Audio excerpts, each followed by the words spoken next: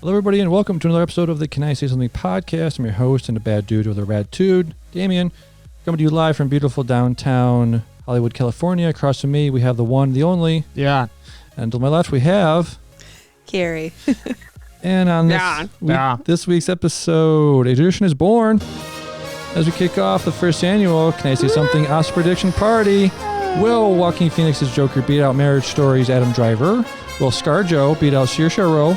Will Sam Mendes' movie Made in One Shot beat out a movie made about men with liver spots? We'll find out coming up. Me. You really love me. Why does this music remind me of Bugs Bunny? He did a bunch of stuff like that back in the day, right? I'm asking seriously. It's not a joke. He did stuff like that, right? He was like, Yeah. Well, This is it. Hit the lights. yeah. It's called Hooray for Hollywood. apparently, is Hit the the name of the song. you heights. still haven't really answered that question. Why does this remind you of Bugs Bunny? On with the show. This Yes. is it. Okay. I guess All right. So, yeah, brand new year, brand new decade, brand new soundboard. That's why you hear all these fancy schmancy sounds. It's so It's fancy. so fancy. That's why I haven't gotten a raise in a year. Exactly. You want to hear another reason why? Hold on. Let's see. Is this one? This is why I said this. Bankruptcy! That's because of the board. I had to do that. Hope it was worth it, bud.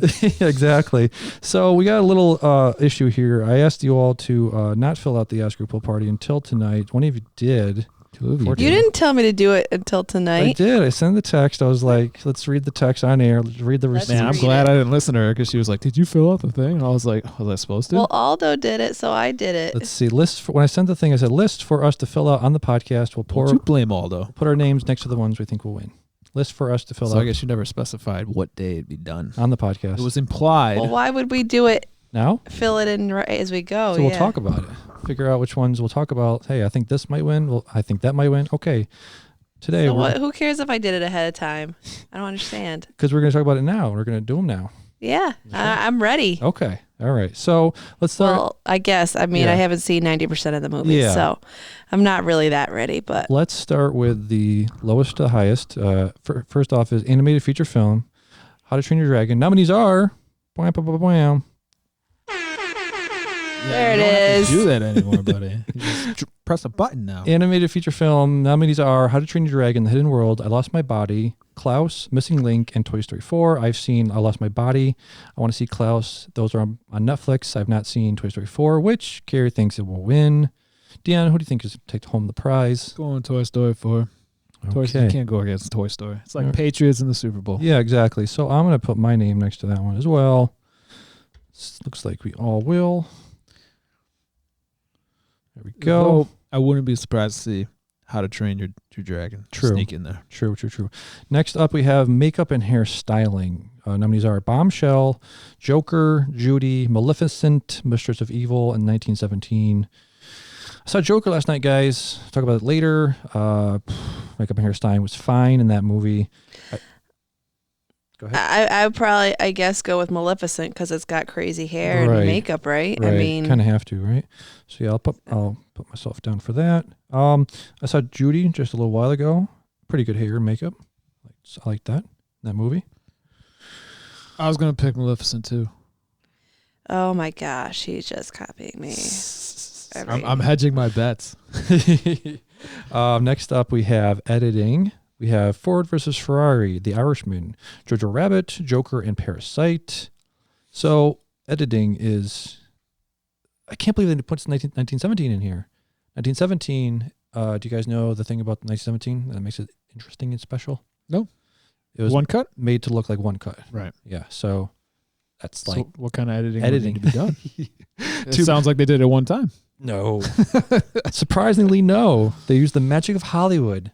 They use magic of editing. So that movie, apparently there was no takes in that movie that was longer than 3.5 minutes.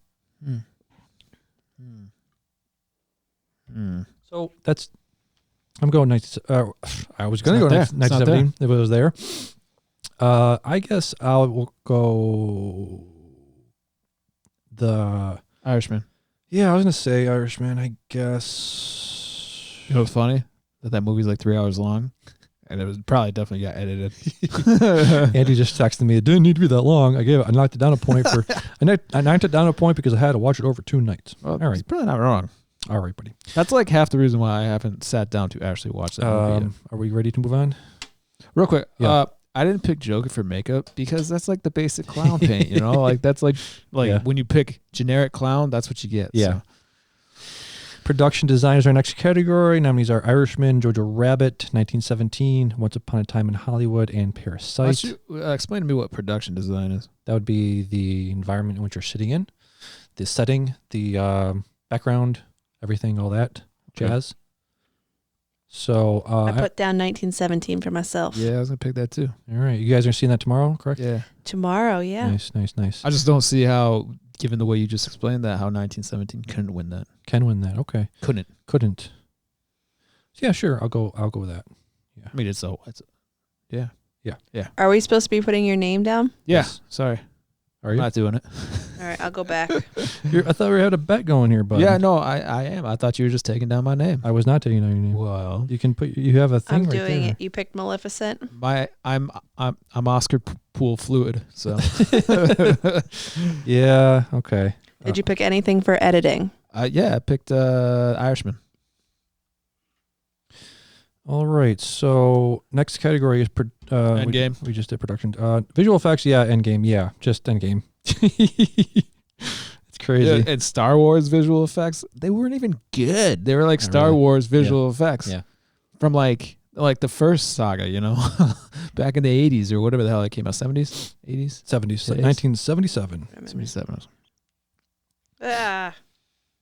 Like when that fleet of Star Destroyers were just sitting there. Yeah. It just looks so bad. Apparently, a lot of the shots in the first Star Wars were not miniatures, but a guy painted them, and somehow that just they made the painting look like Really? a set. Yeah, I don't know. I feel like it was just a toy, and they balanced it on a stick, and then put like the space around them. Yeah, which was the painting that you're probably describing. Yeah. Next category is cinematography. One of my favorite categories. We got The Irishman, Joker, The Lighthouse, 1917, and Once Upon a Time in Hollywood. I don't know what cinematography Yeah, hit me with that one too. It's the framing. It's how you frame a shot. It's how you set up a shot. I think I know which one you're gonna pick. The Lighthouse. The Lighthouse? No, 1917. Really? But you love The Lighthouse. I'm picking Lighthouse. The Lighthouse? Okay. Yeah. All right, right. Get Dion down for Lighthouse, please. And I want you to know that I watched 20 minutes of that movie today. Like The Lighthouse? Yeah. How'd you do that? Huh? Did you rent it? Yeah.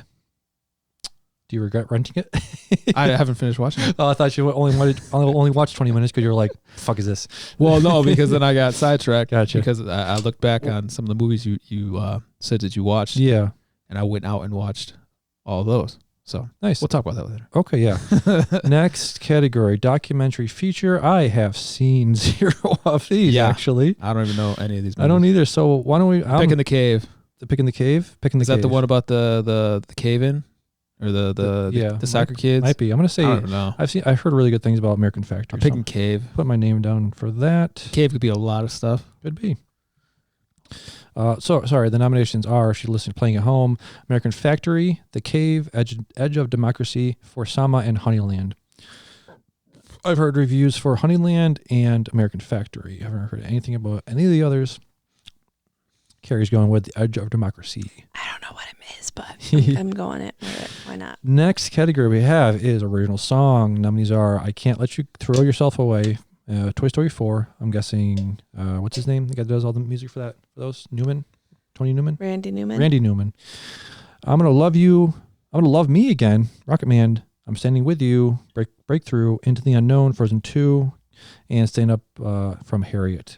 Carrie nominated, or is thinking Into the Unknown. Frozen 2. I will also say Frozen 2. I'm saying Rocket Man. All right. I haven't heard I don't any see of how those. any of you think Elton John's not going to win this shit. So original score, what's the difference between original score and music or original song? Original score is the overall music that is playing during the background music. Yeah. That would be original song, I think. Would that be original song? Is there a name for that song? The Star Wars. Star Wars? Yeah. John Williams. So original score, we have Joker, Little Women, Marriage Story, 1917, and Star Wars Rise of Skywalker. I have seen all of these movies. The thing I saw most recently was Joker. Joker was fine musically. Little Women was really good. Marriage Story was pretty good. Randy Newman did the songs for that. 1917, not very memorable music. Star Wars was fine. So I'm going to go with Little Women, I think. Star Wars. Okay. Not even for the da da da. There was this remix version when they were fighting on the Death Star. Yeah. That's what I'm sick. going for. That was sick, yeah. All right, so Carrie and Dion are going for Star Wars. I'm going for Little Woman. Next up, sound editing. So we got 2 categories coming up. Sound editing, sound mixing. What's the difference? Sound editing is the guy that makes the music, makes the sound effects, records them. Really, there's an Oscar for that. Yeah. Oscars for everything. Accumulating the sounds. So we have Ford versus Ferrari, Joker, 1917, Once Upon a Time in Hollywood, and Star Wars Rise of Skywalker. We have Aldo going 1917. We have Carrie going 1917. Dion, what do you think? Going Star Wars again. All right, Dion goes Star Wars. I'm going to say Ford versus Ferrari. That was my second pick. I haven't seen this one yet. One of the only Best Picture movies I haven't seen. I feel like it goes a lot like this. Oh, fuck! Sound mixing is next. Sound mixing is the guy that takes all the sounds and puts them all together. Yep. Okay. Mixes the accumulated sounds. Ad Astra was the only one wasn't in sound editing. All the other ones are the same. Carrie's going 1917, although also went 1917. Dion, what say you? Well, I'm going Ford Ferrari. All right, I'm gonna go pick it for the sound editing, and Star Wars isn't there, so I'm gonna go 1917. Actually, sound mixing. You gotta get those voices together. What was one I heard that was like really? Hidden Gems. No, Uncut Gems. I heard it had really good sound. Next up is costume design. We have The Irishman, Jojo Rabbit, Joker, Little Women, Once Upon a Time in Hollywood. I'm changing mine. Carrie's changing hers. She's changing hers. So I've seen Joker, Little Women, and Hollywood, and Irishman. I mean, costume design and Irishman, it's like guys in suits. I haven't seen Jojo Rabbit. Joker was actually really good. Little Women, though, I'm going to go Little Women. All those dresses and accoutrement was pretty good. What did you say? Accoutrement. Accoutrement. Yeah. It's fancy night here. It's fancy night. Can I say something? That board is bringing all kinds of words and things. Original screenplay we have next. I didn't pick yet. Oh, I'm sorry. Yo. Jesus. Costume design for Dion. What do we think? You know what? I'm going Irishman. Alrighty then. Yep. Let's see. Original screenplay, we have Knives Out, Marriage Story, 1917, Once Upon a Time in Hollywood, and Parasite. Parasite, I will talk about later. It's one of my favorite movies of the year. Fucking crazy original story. I mean, that is the definition. Parasite? Yeah. I'm taking Parasite too. Yeah. Dude, people are losing their minds about that movie for good reason. Incredible movie. So we got Aldo, Damian, Dion, and not Carrie. Carrie said Once Upon a Time in Hollywood. Adapted screenplay: The Irishman, Jojo Rabbit, Joker, Little Women, The Two Popes. Hit us with what adapted screenplay means. So that's from a book, from a play. It's not original. Okay. Not from the Thank you. writer's mind. So adapted screenplay, probably Little Women. Yeah. I mean, yes. Thank you. I was thinking Irishman is based on a book. You know, I don't know. It's fine. Actress. Oh, it's fine. It's fine. Carrie Actress. picked Joker. Oh, Carrie. Sorry. Carrie picked Joker. Aldo picked Joker. Me and Dion picked Little Woman.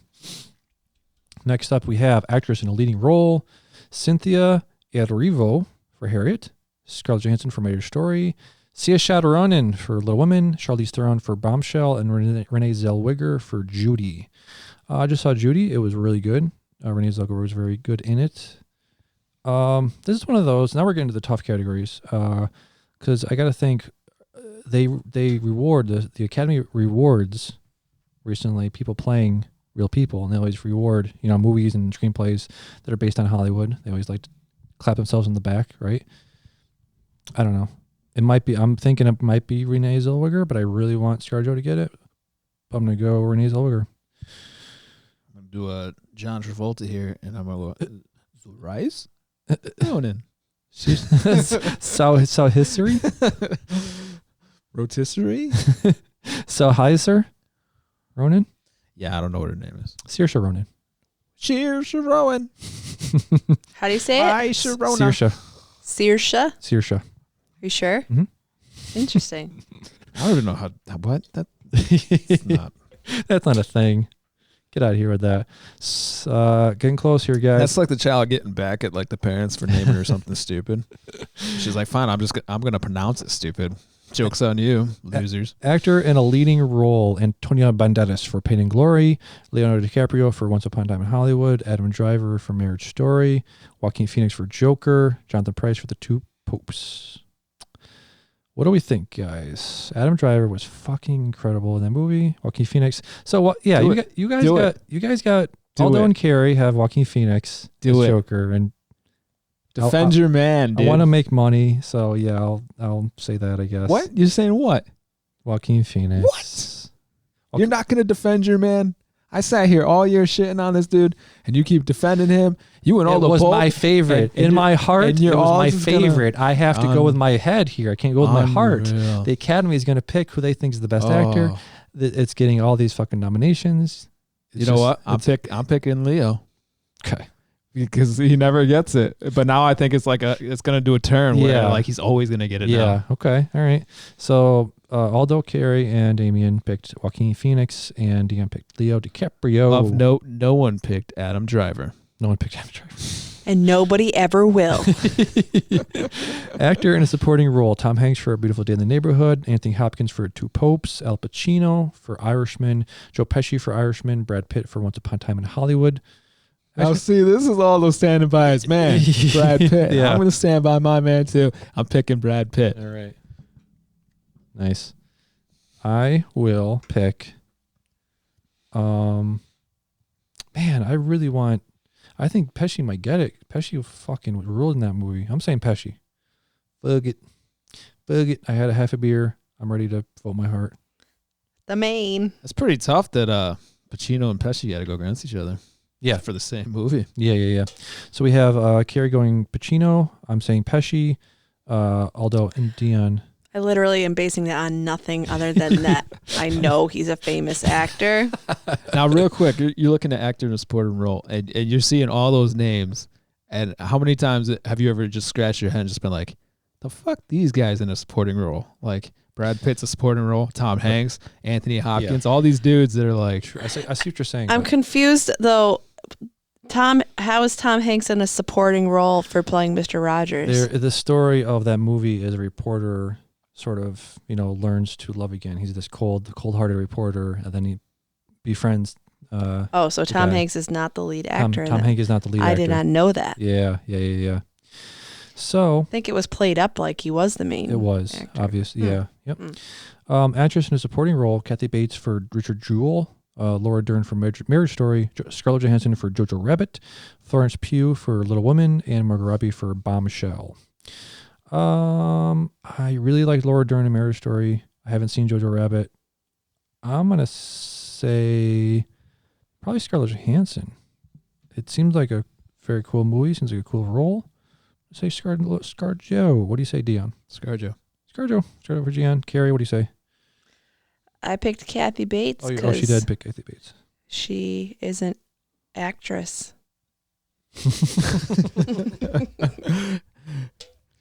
Nice. All right, Dion. With a long history of acting roles. Very true. Very true. Dion picks ScarJo? ScarJo. Okay. Best director. I'm used to making it with my mouth. Best director. That's what she said. Best director: Martin Scorsese, The Irishman, Todd Phillips for The Joker, Sam Mendes for the 1917, Quentin Tarantino for Once Upon a Time in Hollywood, Bong Joon-ho for Parasite. Carrie said Martin Scorsese. Aldo says Bong Joon-ho. I will say Will Quentin get his first Oscar for directing? I think it must be his first one. I'm gonna say yeah. I'm gonna say Quentin. This could go anywhere. I have no idea. Oh man. Hey, do you know when you type in things in the Google Doc, it gives you like an avatar name. Yours is Anonymous Beaver. Yours just says Damian. Really? Oh, because Yeah. it's probably because it's my doc. I started it. Yeah. Anonymous Beaver? Yeah. That's weird because I have a Google account. Yeah. I'm going Quentin Tarantino too. That's a good rapper name, Anonymous Beaver. So we got Damian and Dion saying Quentin Tarantino. Aldo said Bong Joon-ho. Carrie said Martin Scorsese. The big one, guys. Best Picture. Ford v. Ferrari. Hey. I know what you forgot on your drop board. What? Drum roll. All right, I know what you forgot to play. right, here we go. Best Picture.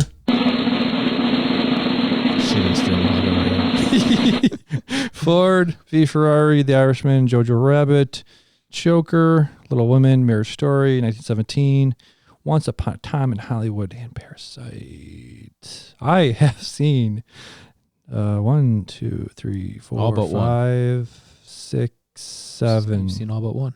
All but one. I have to see Ford v. Ferrari. I don't think you I can haven't seen get it. Ford? I've not seen Ford versus Ferrari. Did. Nope. So I haven't seen Jojo Rabbit either. Right. Oh man, so Irishman, I don't think so. Just because the Academy's probably pissed at Netflix for ruining the sanctity of theaters. I don't know. Something. Joker has a really good shot. That has like Little Women, probably not. Marriage Story, probably not. For me, it's between 1917, Hollywood, Parasite, maybe, but I really don't want it to be Joker. That's the thing. I don't want it to be, but it's going to be. You didn't like Joker? I didn't watch it, but you honestly believe that? I honestly believe that, yeah. So Damian is putting his hat in the ring for Joker. Unfortunately, I'm going to go Once Upon a Time in Hollywood. we'll talk about it later. Well, pretty soon, actually, but I'm so mad about these nominations. So mad. Wow. It sounds like you think something else should be on there. The thing I'm pissed about, I'll just say it now, no director nomination for Greta Gerwig for Little Women. Okay. Yeah, that's the big miss. No, there's nothing on here that's missing. It's just the fact that Joker got so many nominations is my... So that's two separate gripes. One, that Little Women and the director of Little Women didn't get a nomination, and the fact that Joker got so many. Okay. Way too many. Okay. So we did it, guys. Did it. We did it. I can't wait to... Oh, man, how many categories is there? We did it. 6, 7, 8, 9, 10, 11, 12, 13, 14. When are the Oscars 16, airing? 2 weeks. 2 weeks. Yeah. I can make $20 off this when I get them all right. Yes. So wait, how's this it's work? winner take all? So let's say know it. you lose the category. Your dollar goes into a pool. The winner of whoever gets the most correct guesses gets the pool of money. So if you guess right, you don't lose anything. You bet $1 that I'm gonna, Martin Scorsese's gonna win. Okay. Scorsese's gonna win. You get your dollar back. If you lose, your dollar goes into the pool. The person with the most correct guesses gets the pool of money. If there's a tie, the pool is split. Interesting. That is interesting. We did it. We better get some dollar bills, y'all. Yeah. Do you have any dollar bills to contribute? Right now? Not at the moment. Womp, womp, Yeah. womp, womp. I already told you. I declare bankruptcy! Let me just go through these real quick. So we get Avengers!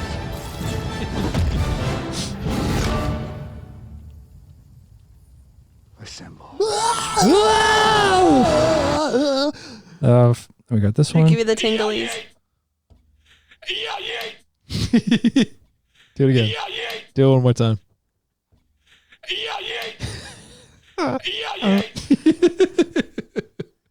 case you don't know what you're saying, you say, yeah. I got it. I got it the first time, Oh actually. man. Let's see. For the end of the show, She's we about got to eat this bitch out the window. But you can't stay here. this what you took from that? Yep. Is this what you took from that? You were supposed to say it, make it a hashtag death whistle. For 9,000! Okay. Oh, yeah! Nice.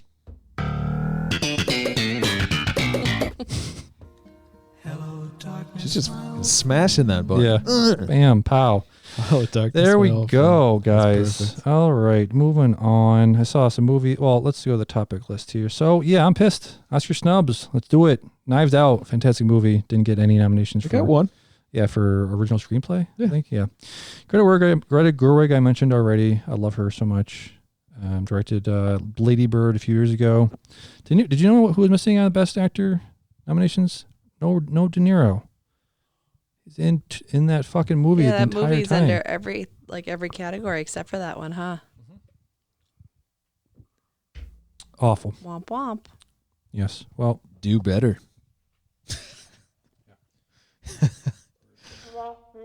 yeah. We're gonna need to work on your comedic timing. No nomination for Willem Dafoe in The Lighthouse. No supporting, no Best Actor. The Farewell, which was praised pretty well throughout the year. Movie about the Asian woman who goes home to see her grandmother. She's dying and she can't say she's dying because it's like tradition in China. Yep. Parasite was the first South Korean movie to be nominated for Best Picture. What is that movie about? Is that a horror movie? Parasite? sounds like Parasite? Parasite? No, it's not a horror movie. Do you want me to talk about It's it? actually listed as a comedy. Really? Yeah. Well, let me talk about it right now. I got some notes on it. I saw it. Say it came out on VOD Tuesday. Me and Otto saw it. Not together, but probably within a few hours of each other. You want a twist? Huh? I too have seen it. What? What? Yes. Holy yes, shit. I did. You plunked down $15 American and saw this movie? Jesus. You know it, baby. Oh, Jesus. Okay, so let me get your thoughts first of all before I go into mine. I got a lot of thoughts. Okay. Okay. You started off. What did you ask me to do? I asked you to give me your thoughts on the movie. Oh, I give you. I listened to like 10% of what you actually say. I'm just here to look good. That movie, I liked it, but I also don't think that it's like worth the hype. God, Worth the hype. Wow, yeah, It didn't live up to the hype for you. I mean, it looked like it was going to, and the ending was like, Jesus.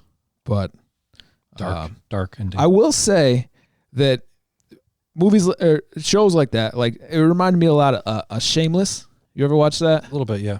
Like the whole, and not even like the main characters in Shameless. There was this one part where she was like an apartment tenant, and she let this person like like chill in her apartment because he got hurt on her property, and then like they turned into squatters, and like landlords have no rules or have nothing defending them against squatters being in their place, and they end up locking her out of her own place, and she had to like do some crazy shit to get them out. But it's like that. The level that some people will take shit to like get ahead in life. Yeah. Like what the guy was saying, he's like, yeah, we could have like 100 people fighting for the same job, but then look at us, 4 people employed in the same family. Like, yeah. you know, it's respect, but they're all scumbags. Yes, you know, they are. and I'm saying this, and I mean it from my heart, because like somebody just recently was lifted my credit card number, and I was like, they're using it for purchases down in like Virginia or something, and I'm like, these people need to get hit by a car. and He these actually people, texted that to me. yeah, Really? yeah, I'm like, yeah, they need to be hit by a car. I'm like, and these people I was watching in Parasite, they need to be hit by a car. But I respect the hustle. I respect the hustle, exactly. Are we talking spoilers? Bring the spoilers? I avoided spoilers. You avoid but, spoilers, yes. I mean, Did you avoid everything about this movie? Because this movie, I didn't see any trailers. I didn't see any clips. no, I had no idea what it was until you started talking about it. Yeah. So overall, pretty good for you. The thing is, too, I don't know if I'm just missing trailers, but I don't know half of these movies. Like, Yeah. no, actually, not even half. Like 90% of these movies don't even. I have no idea they even come out. 1917, I didn't realize was actually in theaters Yeah. until Like I saw the preview, and then it was like, oh yeah, it's in theaters. They flood this time of year with Oscar nominated movies. Like you think about how many movies came out after in 2019, like 1917, Parasite, Jojo Rabbit came out super late. It's like fucking spread them out because you know why they're doing it, because it's like You want to squeeze them in. recency bias. Like Right, exactly. whoever's still thinking about Us. I mean, people like that movie. I didn't, but really good performance by Lupita Nyong'o, and it's just completely forgotten by the Academy. So they shove all these movies into like December and January. Like, I gotta see fucking 19 movies at once. God damn it. I have some notes here. This is a rare and special movie. I haven't seen any trailers or clips about it. It's lived up to the hype for me. It's about class inequality, the stress of living poor, the weight and anxiety that living that way can weigh on people emotionally and mentally.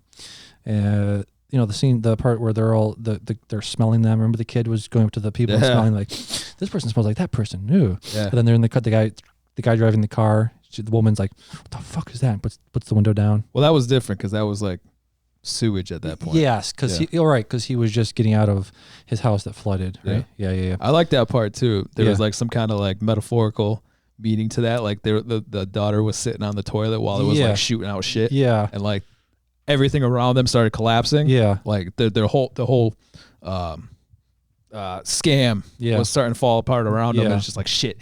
Like metaphorical shit, and she's like sitting there and the thing's like puking out shit out of her toilet. Yeah. She's like got the lid down, like happening. There was so much like parallels and like comparing and contrasting their lives, the poor family to the rich family, because they were like, after their house flooded, they go to the community center to get clothes and to sleep, and they're picking out clothes from this big giant dirty pile of clothes, and then you cut to the other rich family, pushing a button and their wardrobe comes flying out with their clothes all pressed and clean nicely on a hanger. So that was interesting.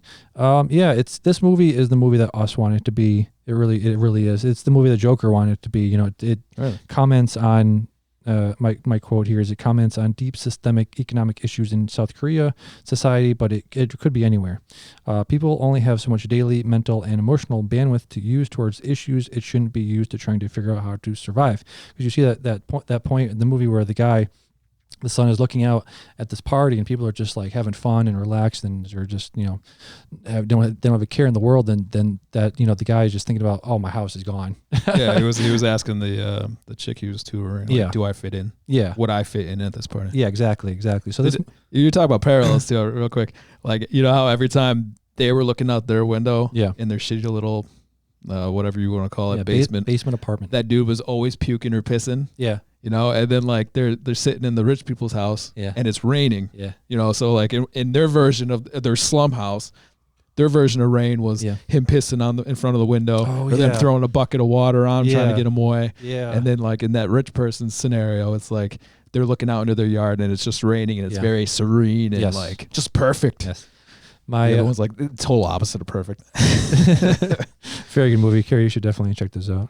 It doesn't sound like what I thought. I thought it was like a horror movie or something. No, it's a thriller. If you had to put in a category, you wouldn't even have thought it was a thriller up until the like last 40 minutes. It's definitely not comedy. Last 40 minutes. Well, there was a comedic 30. Point. I mean, it's got its funny parts. But one of my favorite parts of the movie, it was. I don't think it was meant to be funny. I don't know how it was meant to be taking it, but there's a family living in the basement of the rich family's house, right? It's a little bit of a spoiler. Yeah, well, I said full spoilers. We did say full spoilers. Full spoilers. So there's a family living underneath the rich family's house, and they were there. They were the housekeepers before. How'd they get there? I forgot. She was the housekeeper for the original architect of the original house. Architect, right? And that was her hubby. And the family that's scamming the rich family finds them there, and they're trying to keep them quiet during a party, right? And then one of the scammers comes up with hors d'oeuvres or whatever on a tray, and you see the deranged woman, the original woman that was there, coming up the stairs, and she does like a back kick to the woman, knocks her down the stairs, and doesn't even move, doesn't even flinch. Yeah, she was like bound, and she was all tied up, so she couldn't defend it. She was hopping up, smashes her head against the wall. She's like sitting like, I have a concussion. There was some. I mean, that wasn't like a comedy. If that was your comedy defense, it was. Yes. Oh, unintended comedic. Unintended comedic. Concussions, yes. People are talking about It's like funny. uncontrollable laughter at that point of just like, this is so absurd. The way she flopped. Yeah, the was way she pretty flopped absurd. and the way the other woman kicked with like having her tray out perfectly and just like straight ahead That smiling. was really good bicycle kick. But was. you're thinking about it like, that was way too perfect. But then you think about it, she really had some game. Like She did. They really stressed on that she was a Olympic or at least an award winning. Oh yeah. Shot put. Shot putter. Not shot put. Yes. That's the one with What's the one where they swing the hammer throw? Hammer throw. Hammer throw. Yes. She won some awards in hammer throw, so you knew she was a tough bitch. Yeah. And then you found out more about that later on. I think. Oh yeah, exactly. Yep. So I mean, we gave a little bit away, but I think you still enjoy it. You gave a lot away. I mean, Where can I find it? I mean, he bought it, so it's his. I'll show you. Okay. I got it. Got I it. don't know if that's something you want to watch, but I was gonna say it's some of these things I was like, Carrie might want to watch this with me, and then it's like, well, Carrie doesn't want to watch the movie. You know what I'm saying? Well, she said I don't watch this whole movie. I don't really know. And I it's do like have to choose wisely. Like I can't sit down and watch 4 movies in a weekend. I can watch 1 movie in a weekend. So what is it going to be? I watched 3 movies today. Did you really? 3 and 20 minutes worth of. He was homesick with the child today. Oh. Do you want to talk about your movies a little bit? We'll go back and forth. You say a movie, I'll say a movie. Are you doing it all here? Do you want to talk about the movie you saw today? Oh yeah, man. Yeah, I do. Yes. Oh, this is the movie podcast. All right. Hey. Relax, fit. Talk about the Oscar. movie. Yes. Oscar edition. Yes. No, well, they were the ones that I was going to grill you on. Oh, they were. Remember how I did the last time? I took it a step further and I actually watched the movies that I was going to grill you on instead You of saw the movies I watched. 8th grade, Hellboy, And Parasite. and Parasite, Nice. So and 20 Minutes of Playhouse. Which can I say? Because now that our picks are in, I don't understand how you think Lighthouse is not going to win its category. Just because cinematography. Yeah, it had all those in the first 20 minutes. I'll tell you this right now: Lighthouse is not my jam. Okay. Like, but all the pictures, like where he's like, I got to the part where he's like yelling at the seagull in front of him, and like he's like, oh, and it just shows a close up of his face, and he's like, and he's got that smelly thing like coming off him because he's Robert Pattinson, and then like the bird like gets pissed at him. He throws a rock at the bird. The bird's like flies in his face, and he's like, oh, like a close up of his face, like, oh. And then the camera pans like towards the background, and you see the old captain, Devoe, what's his name? Defoe. He's standing up on top of the lighthouse, like looking down at him, like this. And it's just like I don't know. You get a black and white movie like that, Yeah. that clearly thrives off that kind of that work for that category. I just don't see how Lighthouse doesn't win that. That one was tailor made for it. Yeah.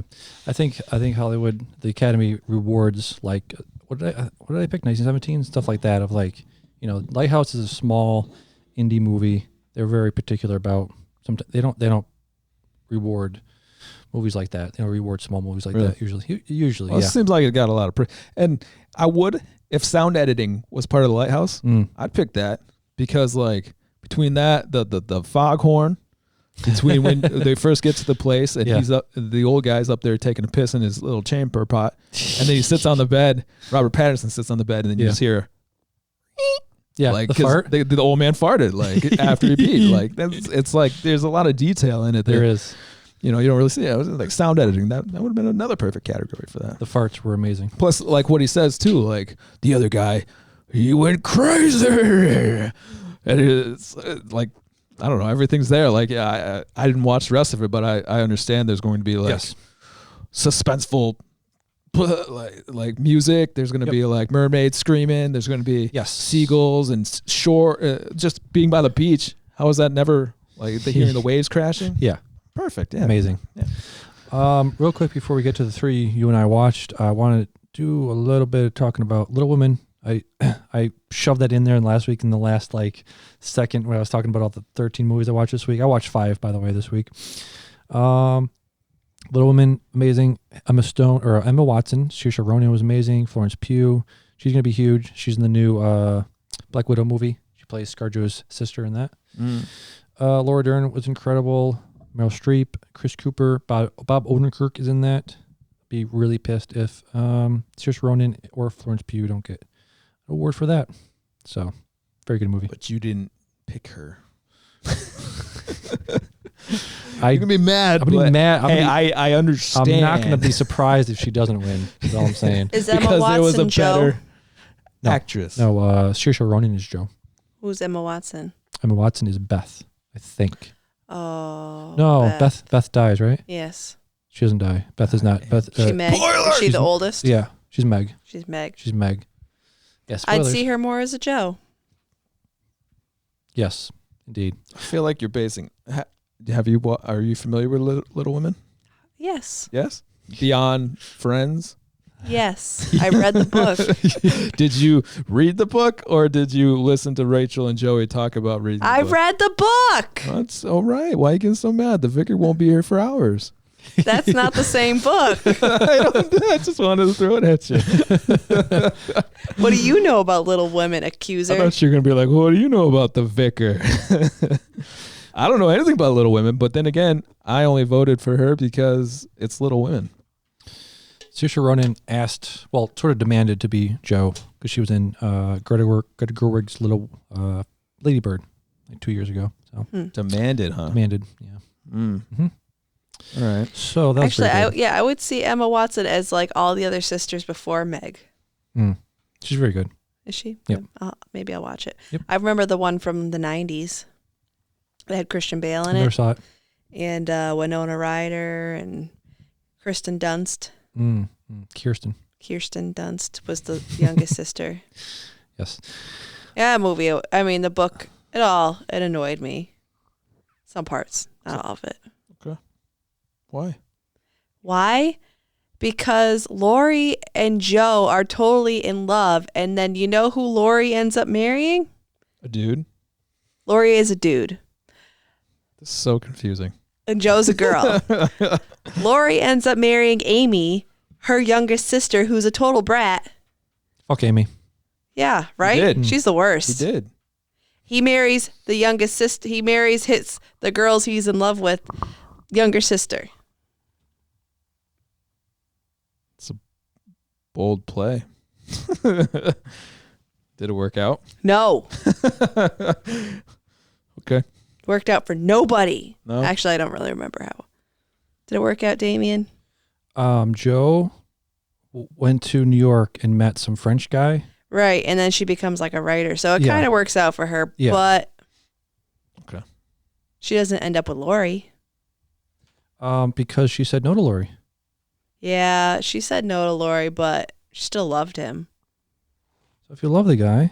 Well, we got like a Jim and Pam thing going on. Yeah, it was. Very much so.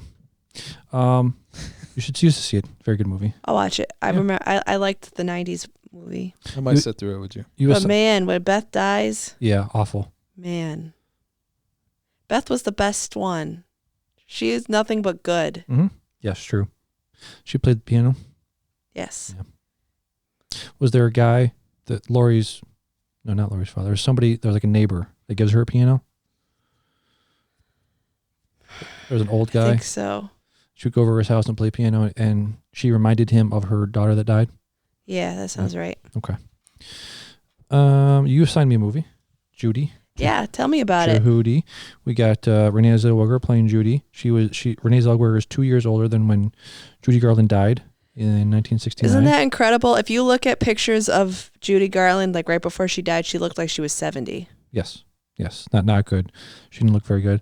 This takes place 6 months before she died, so it's like it's the last 6 months of her life. Okay, I was wondering about that. If it was from when she was younger, or like, is it like a whole life thing, or is it just it's her life? Yeah, 6 months performing in London, and then it shows little clips, little vignettes of when she was starting to film the movie she was in.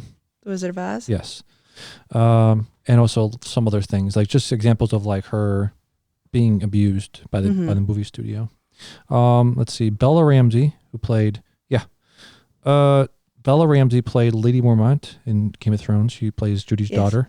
Oh, Liza? Lorna, okay. Lorna left. Okay. Jessie Buckley plays Rosalind Wilder, her assistant, apparently during that time in London. Very good. Is Liza in the movie? for like 5 minutes. Okay. Very good movie. Very good. What do you call it? Performances by her. Very good singing. I don't know if she sang or not, but yeah, very good. Definitely. Is recommend that on any platform? I watched it on Amazon. I rented it. I'm renting a lot of movies. I'm gonna do the thing where I'm getting DVDs by mail. That seems to be the cheapest way to go. Okay. Well, cheapest legal way to go. Yeah. That's what I did 3 years ago when I watched like 150 movies. Remember that year?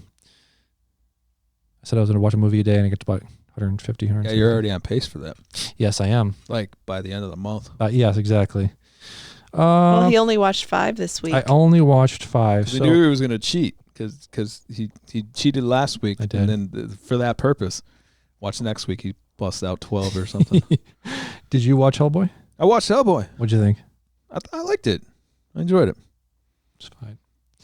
Hellboy kind of reminds me of Andy.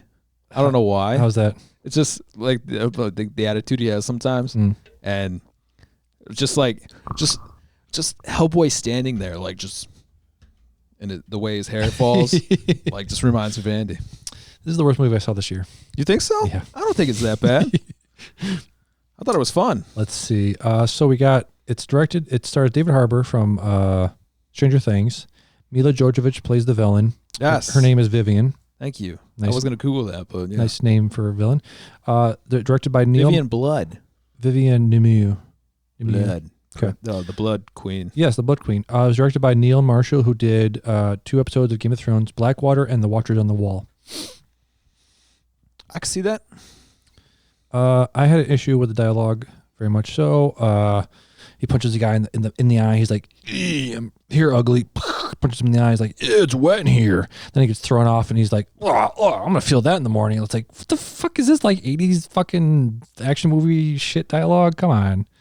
Oh, that was great. What did he say to that fighter banter kind of stuff? Spoiler alert! How did this end? Right, with Vivian getting your head cut off, and then what did Hellboy say to Vivian? Which is also how it started. Don't lose your head.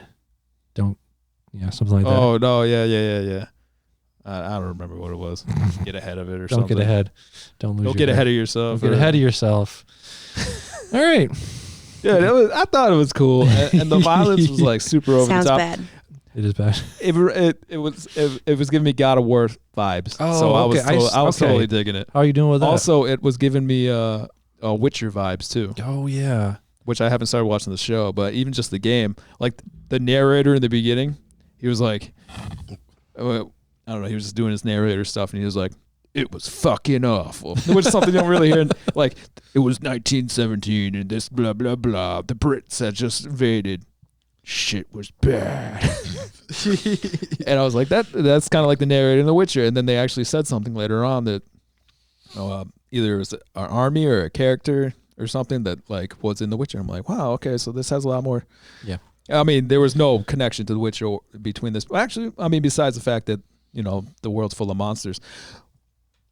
The end, when the giant monsters, there was ripping a lot people of apart. Yes, from limb to limb. that seemed out of place. Like, I don't know why we needed to cut to that. There were like 5 or 6 just ripping people from groin to I mean, my God, I was like, this is gratuitous. That was unnecessary.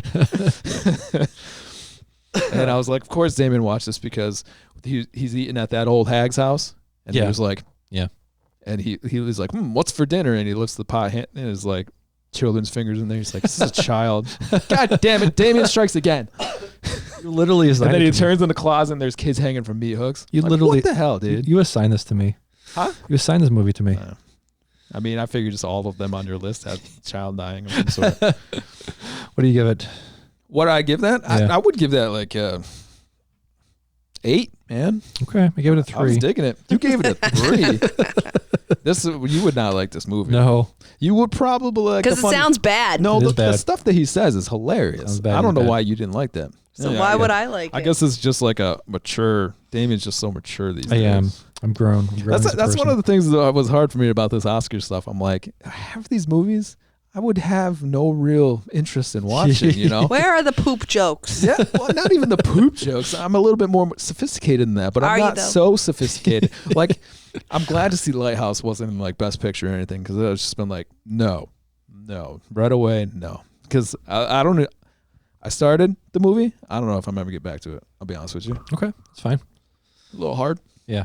A little tough to swallow. Not my cup of tea. But hey, I get it. So you watched 8th Grade? I watched 8th Grade. Directed and by... if you could pick a movie that would be the first one that Bo Burnham ever, directed, this would be it. Yeah, I think just so. given by all of his music that he's ever had. Yeah. And which I've also said in the past too, where it's like you listen to him and you're like, this guy, he's like so offensive. Like, oh, he's talking about his uncle like blowing loads in his ass and stuff like that, like getting molested and stuff. Yeah. But these were like lyrics, but at the same time, like he had that song like, I love your hands because your fingerprints are like no other. I love your eyes and their bluish, greenish, brownish color. Like he's saying a corporation to the audience, which is children. They're selling their shit to children, and he's always been outspoken against that. And I said that he's like, when you're dealing with him, like you watch his live performances, like he gets the crowd to like. There was one point where he had the crowd like dancing, like chanting with him. Yeah, like he was literally saying in his songs, "Yep, you guys are sheep. Do what I do." Happy. And then they did that, and then he's just sitting there like, seriously, guys, it's that easy. And they're like, oh, we're idiots. But that's the thing I'm saying. Like, it just, he's not a bad dude at all. He's hilarious, but a lot of the stuff that he jokes about is often taken out of context. Yeah. Like, oh my God, he's so edgy, but really he is preaching about the message. Like 8th Grade was actually very cringy. I made this face a lot. Yeah. You know that Michael Scott thing where I was doing that a lot. Yeah, I wrote that down. Most awkward scenes I've seen in a movie in a long time. Oh, so mad. And then there were some times where I was watching this on my phone, and you know how you're sitting in the right light and you can see your reflection in the screen? When she was in the car with that high schooler. Oh, yeah. I looked at my eyes and I was like furious. And I'm like, God, I'm glad I don't have a daughter. But at the same time, my son better not act like that because I will beat his ass. Exactly. But there's like so much of that where it's like, I almost want to delete all my social media shit after I watch that because that stuff is awful. And I'm honestly terrified to have a teenager. They didn't really get into much of the social media stuff. Like there wasn't much of that. She wasn't really bullied on social media, right? But she was like, it was everywhere. Like, so is this movie, I'm confused. Is it a comedy? Yeah, it has those parts. It's a cringe comedy. Yeah, cringe comedy because the dialogue, it's a real thing. I mean, it's more like realistic. Real. The dialogue and the way 8th graders go through. The dialogue and the way she presents the dialogue and performs the dialogue seems very real. I mean, if you watch this, being a girl, and you not even just being a girl, like being a boy in 8th grade, I can remember what that was like. Like when they were going through all the stuff that was happening in their school, where it's like, I don't know, they had a pottery class, not even a pottery class. She was like molding some clay thing. I'm like, I fucking did that in 8th grade. Yeah. Like this. And then like there was some kid masturbating to like the sex ed or the health video. And I'm like, oh, well, I didn't have that. But everything else is like par for the course. He had a sheet over his head and he had a shirt over his head. Shirt over his head and just going like, just going to town on it. They're like, oh my God, you masturbated. But a lot of it is a movie's based on like this one girl. And she turns out to be like she's getting awards for the yearbook, like how those things were like most popular, best smile, best eyes. Yeah. She got most quiet, but she has these videos. I don't think she did. That was the thing. She was in the room? No, somebody else got the award for most quiet. I thought that was the point of it. She was like, "Oh, I'm so average. I'm not even the most quiet." Oh, really? I might have missed that. I thought they were all in the room. No, like the special ones or whatever the word they called them. Yeah, they were giving awards for like. Regardless, I mean, like she wanted that, but at the same time, she was pumping out YouTube videos about how to be the person that she wants to be. Yeah, acting like she is the person. Right. And that's the thing too. A lot of these videos are so cringy, where it's like you got the 12-year-olds like trying to be like this hot YouTube sensation, and to us, we're like, YouTube is. How often do we use YouTube? Like, we'll check out like a music video or something like that. Mm-hmm. These kids like post videos all the time of themselves on YouTube, and that's the kind of thing that she'll get like one view and that dictates her life. Like, oh, my Instagram didn't get enough likes, so could you guys like give me a couple? And that's the stuff that the social media aspect. Aren't you glad I thought that was like very heavily social media didn't really become a thing until college. Like, I'm grateful for that. That was part of the thing too. Like she was sitting with the high schoolers, and he was like, "When did you get Instagram?" And she's like, Snapchat. "I was in 5th grade." Yeah, Snapchat. And she was like, "I was in 5th grade." And he's like, "5th grade? What?" And this was a high schooler saying it to a middle schooler. Yeah. And then he was like, and then someone else was like, "So, were you sending nude pictures of yourself in 5th grade?" Well, that was because that's what Snapchat's used for. Mm-hmm. Who knew? That was the guy. That was the guy she was crushing on, and she heard that was his thing of like. No, he didn't say that part, but she was crushing on that. You were right about this part. Yeah, she was crushing on some guy, and she heard that he likes girls that send nude pics. Yeah, broke up with his old girlfriend because she wasn't sending nudes. Yes. And then she like said she agreed. She's like, "Oh yeah, I love giving blowjobs." She didn't even know what a blowjob was. She was Googles like, how to give a blowjob. Closes the thing. She got a banana out of the fridge or the table, and she's like, "You don't even like bananas." She's like, I love bananas." She's like, she's eating it. She's like, and there were parts in it too where it's like she was like always hyper aggressive with her father. She was like, so pissed at her dad all the time. He was just trying to be a good dad, you know. Sometimes it would just be like when he was driving. Yeah. Can you just not stop? Yeah. Stop being that way. I'm just driving. Yeah, we'll drive, but just don't drive like that. Don't be like, weird. What? Yeah, don't be weird about it. Well, even with the banana, he was like, "You don't like bananas," and she's like, "I do now." It's like, it's all right if you don't like bananas. I'm pretty sure you said this, and I wrote it down. Yeah. So she's like, I'm just gonna eat her right now, and she's like gagging on it, and he's like, you don't have. She's like, shut up, Dad! And whips the banana at him. I'm like, God, I hope my sons do not grow up to be like that, like crazy. But the real thing is like, gonna be 12. Who the hell knows what they're gonna turn into? That's terrifying. It was a very nice thing at the end though, with him and him and the daughter. The part though, she's like, I'm burning my hopes and dreams. He's like, okay, really? Like, you're not gonna need those? Is this a good? Is this a good thing or a bad thing? Yeah. I'm also glad that I think the movie would actually make you a little sad. Cell phones with cameras didn't become a thing until college too. Yeah. It's not even that. Like, that part is creepy and everything, but it's just the constant need for the approval on like these social media things, the ever evolving technology. Like, you got your work cut out for you. Like, people are like, oh my God, like kids growing up in this, they're going to be so much smarter. That's the terrifying part. Like, as a parent, like I don't feel the urge to go check out TikTok or all this other crap, but they do. And there's like so many avenues that we think like Facebook, Snapchat, and Instagram are like, you know, the 3 biggest things. Yeah. Wrong. There's so many other things that we have no idea about. Yep. Let's just keep them under the age of 5. Can't do that. That's the thing that I took away from this movie. And the dad tried. He tried. He was like when she was sitting there with her high school friends, one of the girls that she was with was like, guys, don't all look at the same time. But there's this creepy guy staring at us. Yeah. And she turns around and she's like, I forgot something in the store. And she like, you know, ends up yelling at her dad some more. Yep. But that's the thing. You got to give these kids freedom. I don't want to give kids freedom, but well, you know, our kids are not going to have a whole ton of freedom being where they're going to be and where I'm going to be. That's a risk in itself too, you know. That they're going to turn on me and be like, gosh, right. Turn on the you know establishment. everything about me. Fuck the machine. I liked it a lot. I did enjoy it. It actually it got real good, like 99% on Rotten Tomato. If you like this, check out Booksmart. It's another like modern-ish comedy with cell phones and social media. There's a part at the end of Booksmart where 2 girls are arguing together, and you just see cameras come up and just start recording them. Just everything can be recorded now. Yep, it's awful.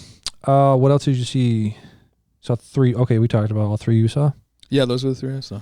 So, Hellboy, 8th grade, and Parasite. Parasite was probably your favorite. Out of all of those, I'd probably watch 8th grade. Yeah. That seems the most intriguing to me. Hellboy was my favorite. Okay. Then Parasite, then 8th Parasite, then 8th grade. All right. But I mean, they were all good movies in my perspective. That's the opposite order of I would want to watch them. You didn't watch them, so you don't even know. Well, I'm just saying, based on what I know and what you've told me about those movies, I would want to watch 8th grade the most and Hellboy the least. Parasite subtitled.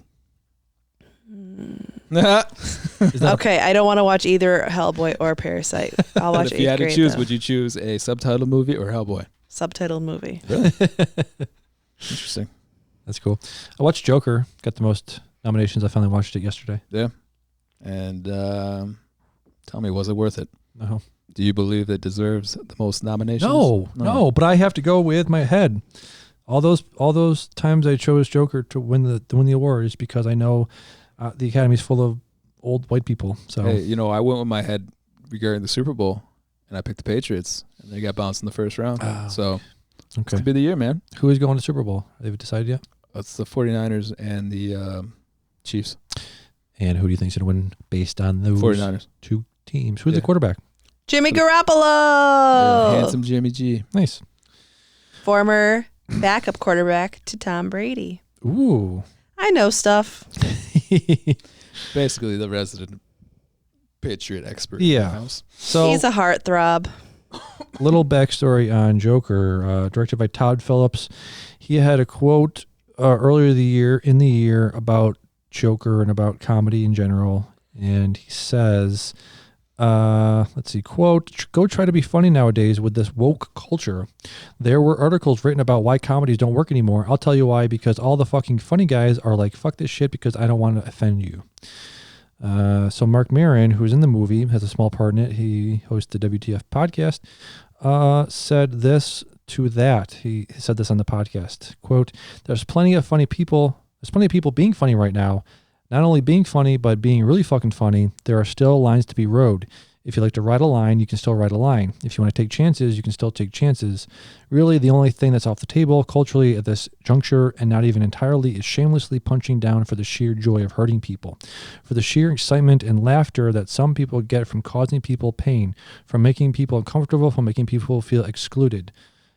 The excitement, that excitement, getting that excitement from doing that."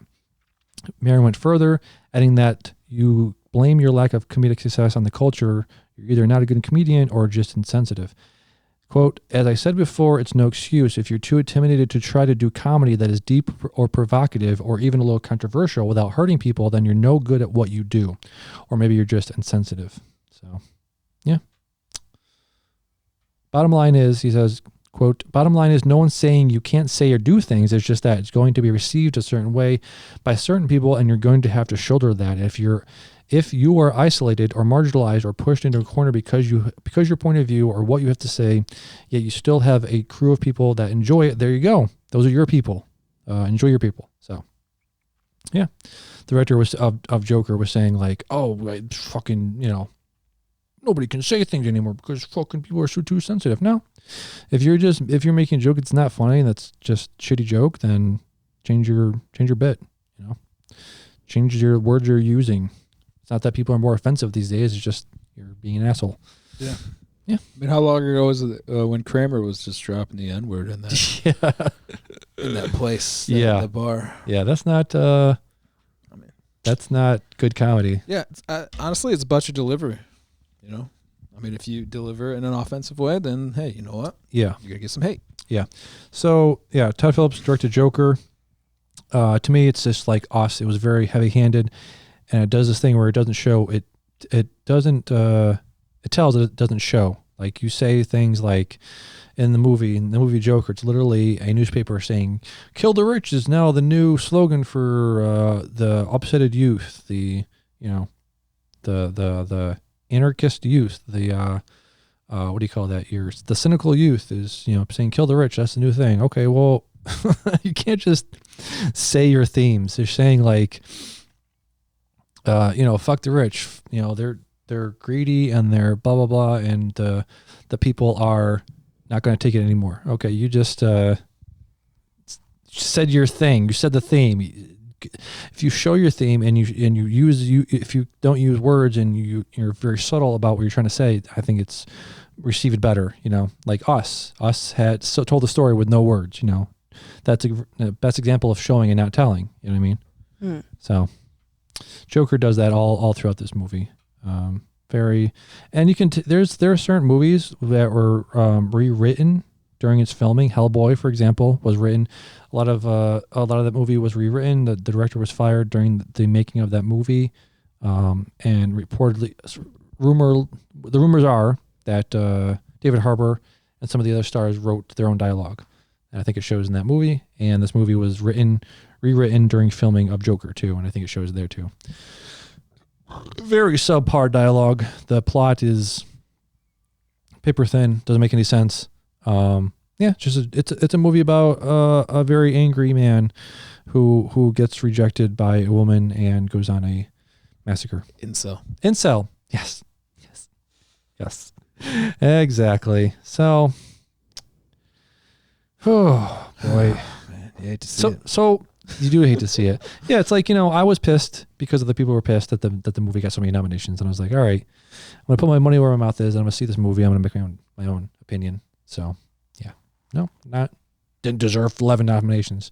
Sure, it deserved acting, maybe cinematography, but a movie is more than just acting and doesn't well deserve shot. acting. I mean, I'm assuming that Joaquin Phoenix was the one that gets it deserves acting nod because he's playing the Joker, the only one worth a damn in any Joker movie, right? Sure. Or Batman movie. Well, besides Batman.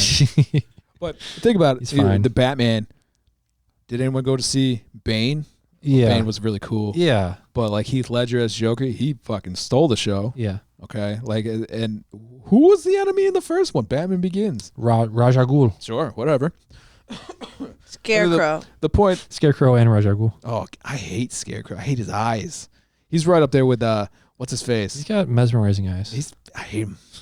It's like Cillian Murphy. Is that the dude? Yes. General Zod. Is that what you're talking about? No. Oh, I hate that dude's eyes too. Okay, Michael Shannon. We should make a list of the people's eyes I hate.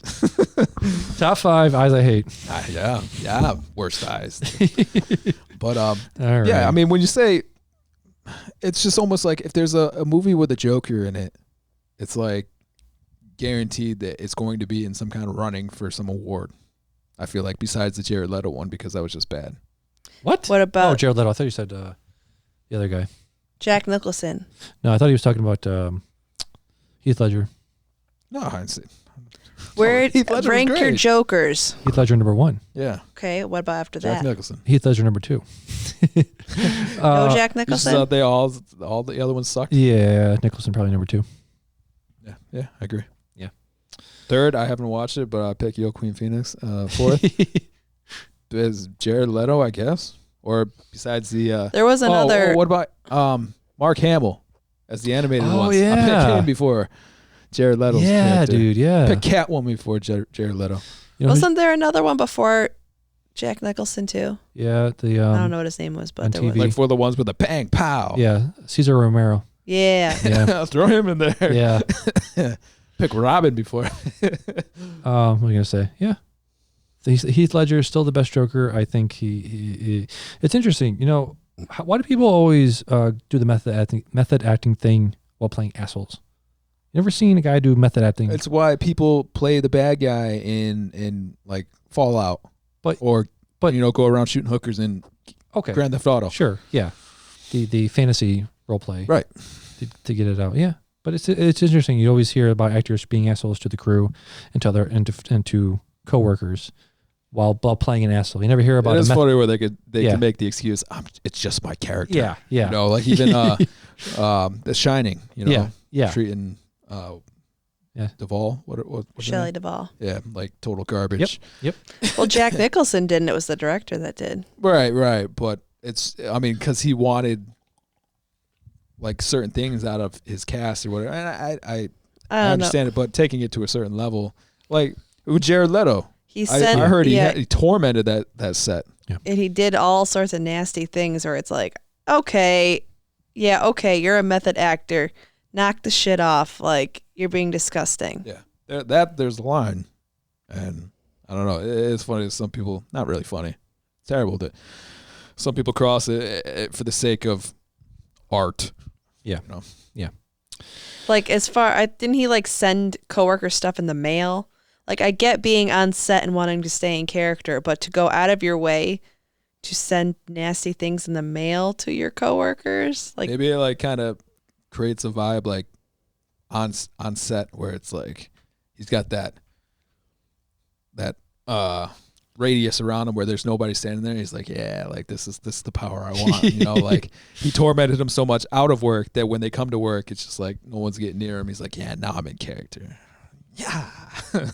Yeah. All right. So that's the movies I saw this week. See any inlets? Did I miss anything? I've been watching a show. What'd you watch? His Dark Materials. Oh, okay. I think that's based on a book. Based on the book, His Dark Materials. The little girl in it is young X-23. Yeah, dude. Logan. Yeah. It's got Joe Mormont. I can't even remember his name now. Ian. What? His real name's Ian. Ian? Yeah, he's in it. Okay. He's cool. Ian Glenn. It's also got Professor X. Really? I think. Or a dude that looks a lot like Professor X. Patrick Stewart? No. The other one. From the same. What? From the young Professor X in the movies. What is his name? Yeah, James McAvoy. Yeah. Is he in that? I don't think he's in that. I think he's got a look-alike. Check out who that dude is. I will. Looks just like him, but I really like that show. It's a show like. Oh yeah, he's in that. Okay. Yes. Yeah. Daphne King. Yeah. Lin-Manuel Miranda. James that Cosmo. means. James Cosmo is Mormont. Okay. The Mormont guy. Oh, I thought you meant Jorah. No, Jor. Oh. Yeah, that's Ian Glenn is Drinking Jorah. wine from the skull of fucking Jar Mormont. That's creepy as hell. That sound like him? That was one of the creepiest dudes on that show. Oh yeah, dude. Gave us some real rapey vibes. Yeah. I definitely thought if I ever ran into him in an alley, That'd be it. I'd get raped and sliced. That's the end for you. That's 100%. So how many have you seen? Oh, I'm on episode 4 or 5. Mm-hmm. I think it's 8 episodes long. But yeah, so like they got this weird thing, like they got like a pet familiar kind of thing, Right. and it shapeshifts, it turns into different things, and it settles eventually. And when it settles, that means you're of age or something like that. And basically, I assume it's way to define puberty almost. Nice. Because once one of the characters in the show, his familiar settles as something, and they're like, "You're a man now." Yeah. You know. So, she's like chilling in school, so we had like a Harry Potter vibe. There's a bigger purpose for her. Right. Got to go to the north, figure out what's going on. The North. But yeah, I mean it's interesting. Nice. It's a good show. It was on HBO. It's on HBO. So Yeah, I heard it's one of those. It's like Watchmen's done, Game of Thrones is done. What else we got? yeah, What else do they have? It's pretty good. yeah. Nice. I would suggest it if you're a fan of that kind of stuff. It does, like I said, it gives off the Harry Potter vibe. Yeah. Gives off the in a way Pokemon vibe. The thing too is these pets that they have. Yeah. They're bonded like Psychologically. no, like if you kill the pet, you kill the human. Or the familiar. If you kill the like human, sometimes it's a butterfly or something like that. if you kill the human, do you kill the pet? Yep. It's like a You both warg. die. Yeah. They share like a special like mental connection. Like Yeah. they can talk to each other and nobody else hears that. And they do similar stuff. Like one of the characters has a monkey familiar, Ooh. and like she was defending herself, and she's like fighting as a monkey while the monkey is fighting the other person's familiar. Right. And they're both like doing like she's like swatting it, clawing at his back, and you see it pans over to the monkey who's like doing the same thing with the animal that he's fighting. So, I mean, I like that connection. It's a neat connection. And there's like other worlds and stuff, and I don't know, like worlds on top of worlds. Yeah. Which has always been interesting to me. I used That to is. write about things like that. So Yes. Nice. Very good. Okay. I might check it out. I still haven't watched the end of Silicon Valley yet. you? No? Nope, not yet. How many do you have to go? The whole season? Yeah, I haven't even started it. It's only like 6 episodes, I think, right? 6 or 7. I was gonna wait see if you wanted to watch it, but then I'm like thinking. Silicon Valley? No. His Dark Materials, because they had like a fantasy thing to it. But I don't know if you ever really were into Harry Potter or anything like that. And No.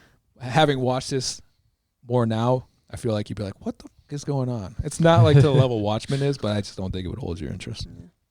We still got to check out Witcher too, so Yeah. I didn't want to Yes. suggest something else There's and so then much. and then put off Witcher longer. Yeah. So, First, Fuller House. Oh, we still got to Still finish. gotta- Still got to still finish. We gotta have do like that. 2 or 3 more episodes of Fuller House we have to watch. Nice. and I have to do this all in time, like where Yeah. like it cuts into my God of War time. Yeah. So So it's much like- to do. And you're So much working to nights do. next week, so we're never going to get to watch anything together. Oh, you're working nights, so you can. I work 4 days next week, so we can. Little texting, little Yeah. BFF texting Sure. night. We'll do it. Yeah. Good. Cool. Yeah. Be less people around where I work too. So Nice. So you can send some dicky pics. yeah. Nice. Yeah. So we have a shootout between apparently hockey's a thing. So we're mixing the last caucus in here too. Yeah, that's gonna be the whole All thing. right, all Yeah. right. Bruins versus Flyers happened, and a shootout happened, and apparently, the guy doing the shootout, the Bruin guy, right? He's Bruin guy. I like how you're bringing sports, this Yeah. professional sports Yeah. analysis to the So- podcast here, bud. He moved it forward. If he touched the puck with his stick, that's going to count. He did move it forward. What an ending this would be. Flyers are off the bench, It's- but there's been no call made yet. so the Flyers are celebrating. Something happened. We don't know what. No goal. It's No goal. Why wasn't no goal? Let's see. Because he touched the puck. Touch the puck. unbelievable. Watch him just touch the top of the puck.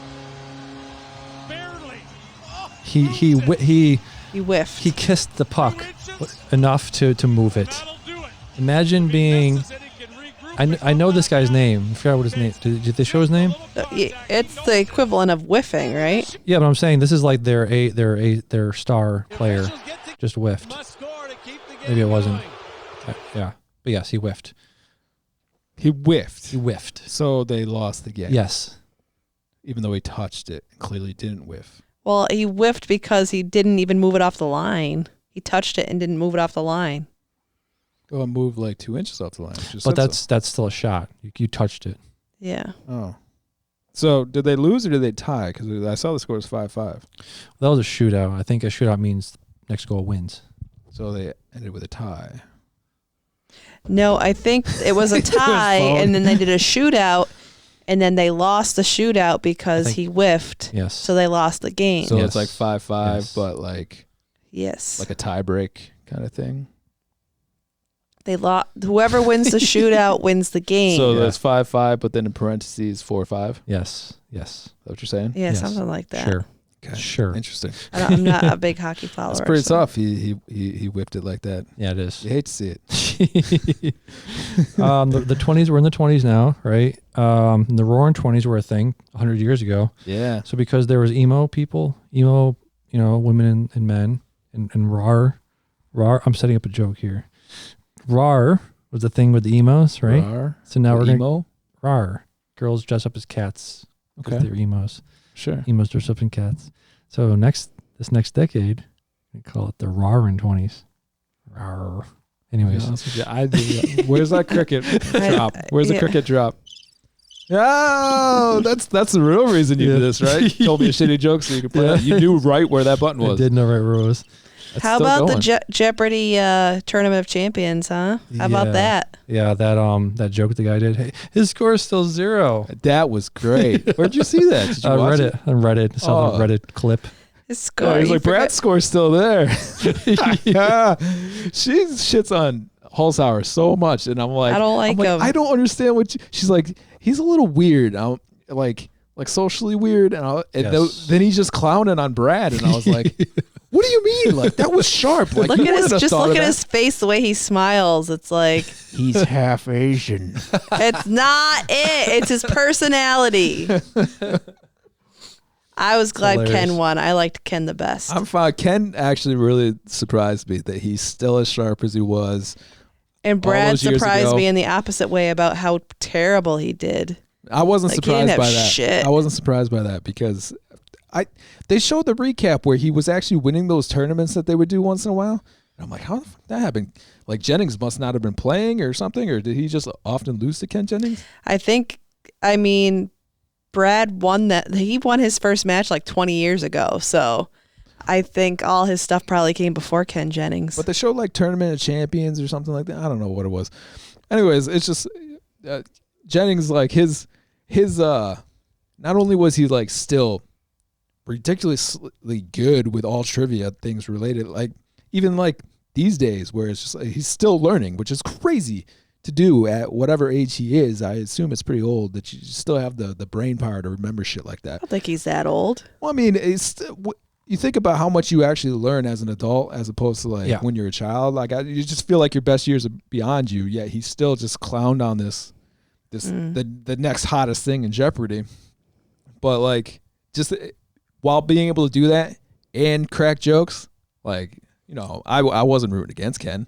I wanted Holzhauer to win just because I thought the way his aggressive style of play really worked for him. But that was actually a cool thing that Ken did too, was that he turned his game. It forced Ken to play James's game. Yeah. And Holzhauer, I mean, he was fine with it, but he lost. So I think it did affect him on some level. Ken played James's game better than James played. And Brad just sitting there like, I was not prepared for this. But yeah, that was pretty cool. It was good to see, and Ken deserves it. Honestly, I kind of wish it went and won another game. Yeah, I thought they were gonna like trade back and forth a couple times, and then James was gonna finish him off, but I was wrong. And Brad kept getting weird about it, man. Yeah, we know Trebek's about to die. I get it, but he dropped like in one game, like 3 You're things. The best Trebek. Final Jeopardy answer. Yeah, like I'm too stupid to figure out the answer, so I'm just gonna. Oops, sorry. Trebek was like, I'm just gonna throw a compliment to Alex Trebek so I don't look so dumb. Yeah, like the crowd will applaud me and everything, but I get it. Do it once. Yeah, one time. Just the first thing he said though was really like cringy, where it was like. It was those between the first round of Jeopardy and the second where they do like the interviews, and he's like, I don't really have anything else to ask you guys because you guys been on this show a combined like 200 times. So what I'm going to say is the three of you will probably never be on the stage together again. So what do you think you're going to miss about this moment more than anything? Of course, Brad's like, I'm going to miss you the most, bud. And it's like, Trebek's like, thanks, but let's stay focused. I'm sure Trebek doesn't want to hear every single time. No. Yeah, you're on your way out, buddy. When's it happening? You're dying. Yeah. You're like, this is it for dead you. yet? You don't think I know that? The grim. This is it for you. You don't think I realize that the mortality rate for prostate cancer is like pancreatic cancer is like 7? Trebek, I think I see the Grim Reaper right behind you. Get ready, bud. I'm just going to do you a favor and end it right now. Hope you don't mind. I'm going to stab you with this buzzer. Yeah. It's not working because my score's 0. Yeah. I'm not stupid. What is euthanasia? All right. Right? That's literally Final Jeopardy should have been like, what is I'll miss you, Alex Trebek, and your wager? R.I.P. God damn it, Brad. I don't even think, like Alex wasn't even taking it. He was just like, thank you. Yeah, he on shut to the next person. All right. Like he didn't get emotional. He didn't say, oh, that's so nice. It was just like, thank you. And Ken. Yeah, and Ken's like, just doesn't miss a beat and just goes off like talking about whatever else. And he's like, fucking idiot. That's why I'm his favorite. That's why I'm his favorite. That's why I'm going to win this bitch. All right, coming to close here. We got a couple. I got a live stream fail of the week, clip of the week, Twitch clip of the week. So this like setup is. So we have Sweet Anita is a Twitch streamer. She has Tourette's. That's her gimmick. That's why she became famous. She's talking to Greek. Greek is a streamer who lost a bunch of weight recently. So that's that should be all the context you need for this clip. Room that you're in, like a bedroom, or is this like a living room that you're in? It's kind of like a living room. I never used to really have friends, so I never thought I'd need a living room, but it turns out I do. So I'm gonna replace that couch with something actually worth sitting on. Blah, like your face. Oh, okay. Nice. Come on, man. I'm sorry. Yeah, like I don't think my face would be as comfy as it used to be. I've lost quite a lot of fluff on it, so it's a bit bony now. Is the pop? Is she doing the? Yeah, she's doing the pop. Is that like a tick? Yeah, like a tick. I'm about to say something. Yeah. Okay. Yeah. Just wondering.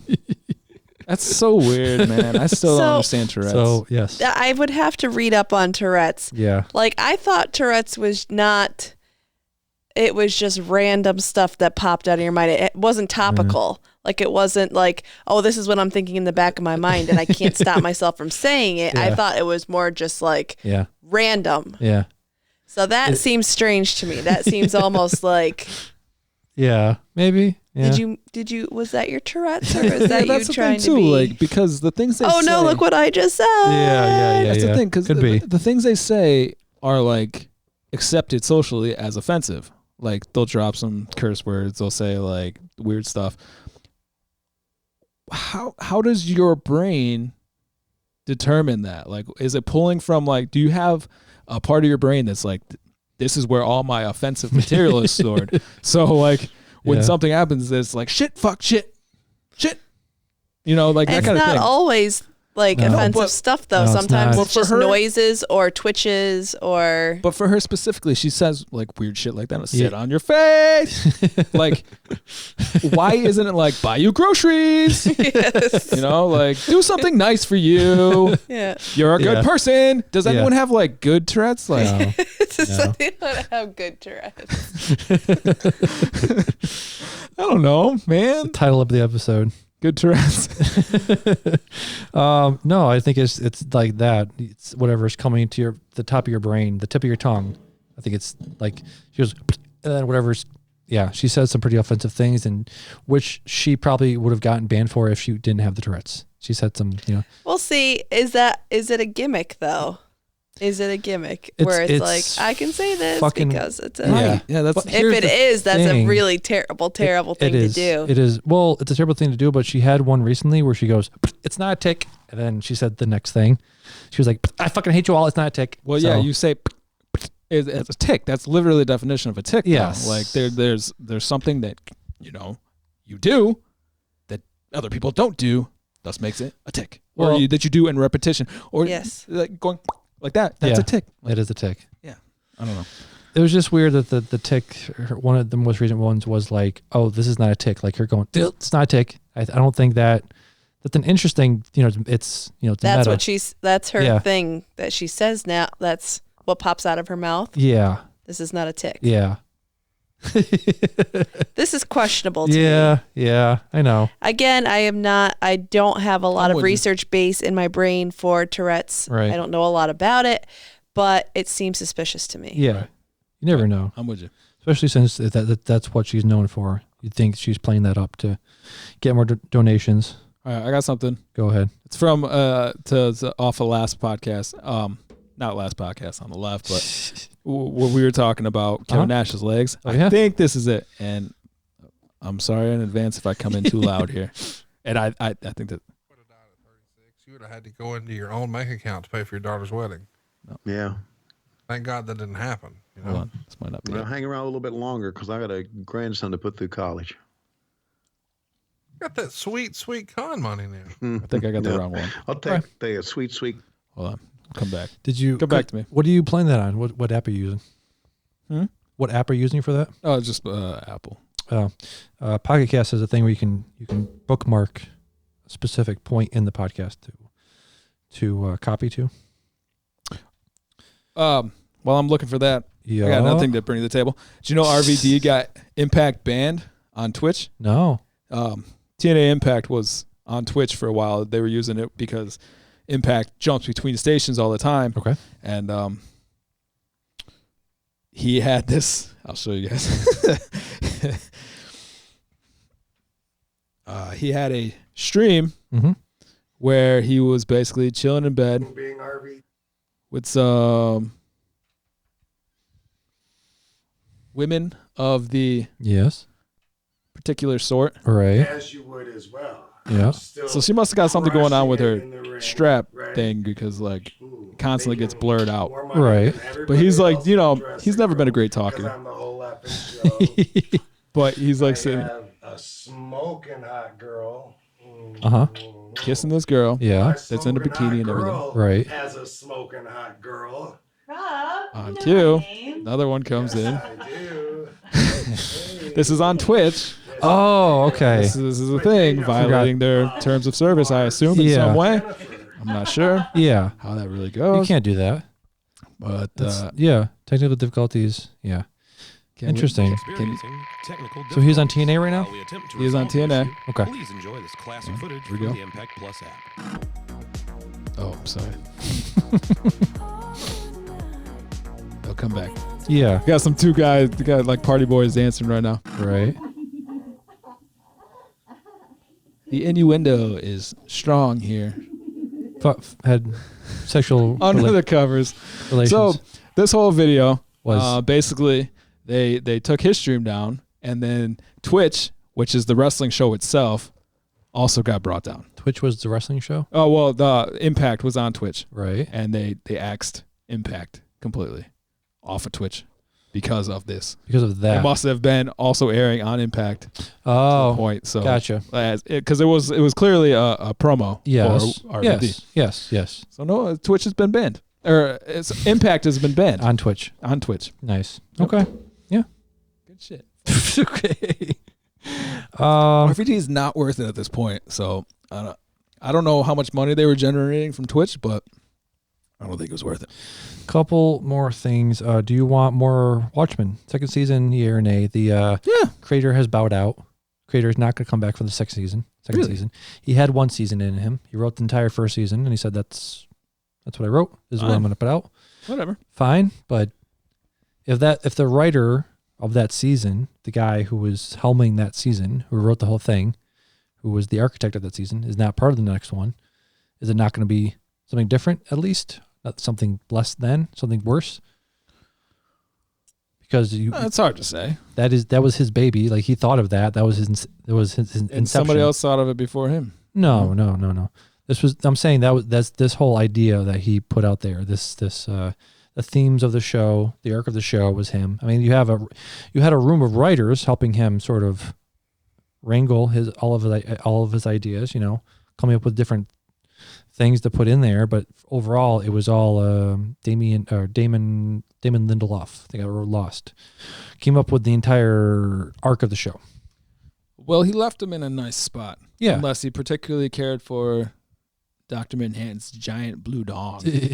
Constantly swanging in the breeze on that show. He left him in a good spot where he can be like, they can open the show, season 2, episode 1. Right. Where, what's her name? Angela? Yeah. She's could be either standing on the water or she's inside the water. Yeah. Saying, motherfucker. Which I think would be a great cold open. Yeah, it would be. Okay. Yeah, I would like to see a second season. You have, what's his name? Night Owl. Night Owl is the only Watchman that wasn't shown in the series, right? Yeah. And then you could show him. You could see what he's been doing, what he's been up to. The guy, what was his name? The guy was on Jupiter for the entire season. Asmodeus, yes. You can see what's happening with him. Yeah. Lots of things that could go down, right? It wasn't a cliffhanger, but you had other threads you could go down, right? Dion's upset now. That clip. Oh, it stopped like half a second. I stopped at half a second before. Couple quick things. Robert Downey Jr. was on Joe Rogan. You don't like Joe Rogan? Well, no, I was going to listen to that. Actually. Okay, yeah. I never got around to it. Joe Rogan. It was a very quick episode compared to his other 3-hour podcast. It was like an hour 20.